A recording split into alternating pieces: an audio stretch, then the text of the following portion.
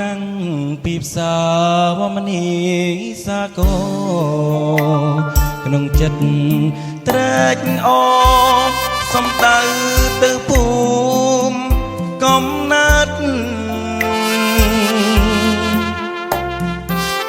ឆ្លងពបឆ្លងស្ទឹងកាត់ចំការពតខំដើររៀងរូតតាមចំការមកកាំង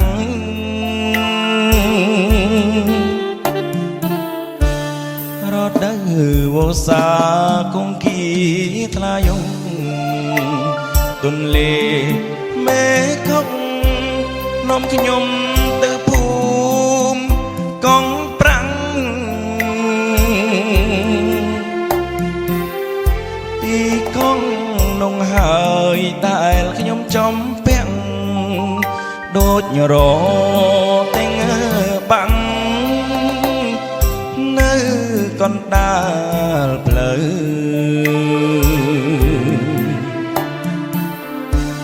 ក្រអូបក្លិនផ្កានាគ្រីពេកក្រៃនាពេលរាត្រីដូចក្លិនស្រីពៅ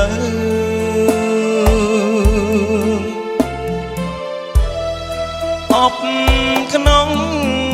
អង្គក្រាថាឲ្យបងទៅលុះងងឥឡូវបើឲ្យប្រណី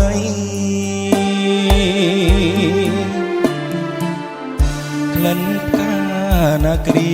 នារីកំប្រាំងបងសូមរួមរាំងស្មោះស្ម័គ្រនឹងណាគ្រីស្រីបំណាច់មកក្នុងពេលរាត្រីបានត្រឹមសមដីក៏អស់ចិត្តដែរ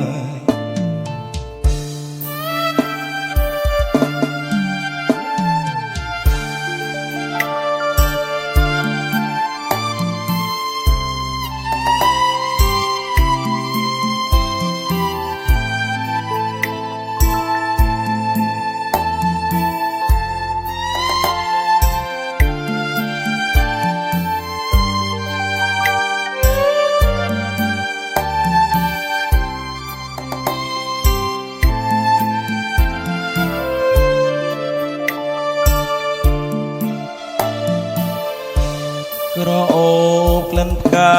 នាគ្រីពេកក្រៃនាពេលរាត្រីដូចក្លិនស្រីពៅ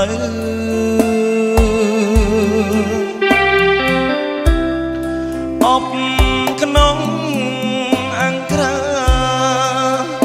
ថាឲ្យបងទៅលុះងងឥឡូវបើឲ្យប្រណី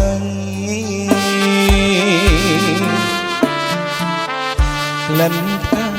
នាគ្រីនារីកំប្រាំងបងសូម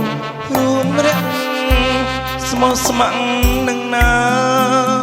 គ្រីស្រីបំណាច់បងមកក្នុងពេលរាត្រីបានត្រឹមសមដីក៏អស់ចិត្តដែរ